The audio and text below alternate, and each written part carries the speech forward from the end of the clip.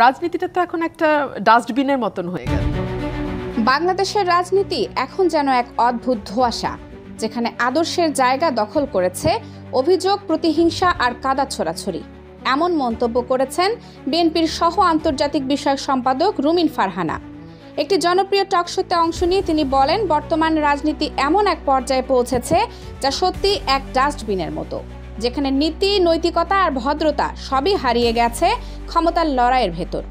রুমিন ফারহানা প্রশ্ন তোলেন, একজন শিক্ষিত নারী যিনি সম্মানজনক পেশায় কর্মরত এবং সুপরিচিত পরিবারে জন্মেছেন, তিনি কেন এই নোংরা রাজনীতির ভেতর নিজেকে জড়াবেন? তার মতে এই প্রশ্নের ভেতরেই লুকিয়ে আছে বাংলাদেশের বর্তমান রাজনৈতিক বাস্তবতা। তিনি বলেন, সোশ্যাল মিডিয়ার উত্থান, স্মার্টফোনের সহজলভ্যতা আর বট আইডি ও কৃত্রিম বুদ্ধিমত্তা, এই তিনটি কারণে রাজনীতি হয়ে পড়েছে পুরোপুরি অশ্লীল ও বিভ্রান্তিকর। রুমিনের ভাষায় এখন রাজনীতিতে প্রতিপক্ষ নয়, বরং অনলাইনে চরিত্র হননের প্রতিযোগিতা চলছে। নির্বাচন প্রসঙ্গে তিনি জানান, বিএনপি এবার 237টি আসনে প্রার্থী দিয়েছে, যার মধ্যে নারী প্রার্থী মাত্র 10 জন।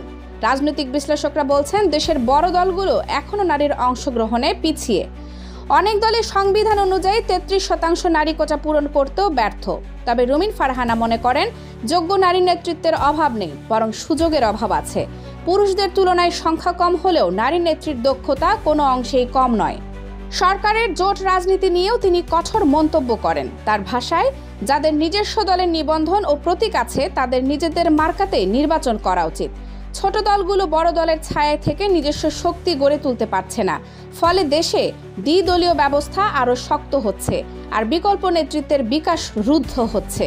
রাজনীতির মাঠে জোট রাজনীতি নিয়ে রুমিনের বিশ্লেষণ, বড় দলের সঙ্গে জোটে থাকা অনেক নেতারই স্বপ্ন সংসদে যাওয়ার। এই বাস্তবতা থেকেই তৈরি হয় জোট, আলোচনা আর কখনো কখনো বিভাজনও। তবে এরই মধ্যে তৈরি হচ্ছে এক নতুন রাজনৈতিক বাস্তবতা, যেখানে স্বাধীন চিন্তা আর গণতন্ত্রের চর্চা সংকুচিত হয়ে পড়ছে। শেষে রুমিন ফারহানা বলেন, বাংলাদেশের রাজনীতি পরিবর্তন করতে হলে শুধু নেতৃত্ব নয়, মানসিকতারও পরিবর্তন আনতে হবে। রাজনীতি যেন আর ডাস্টবিন না হয়, বরং হয় দেশের উন্নয়নের প্রেরণা।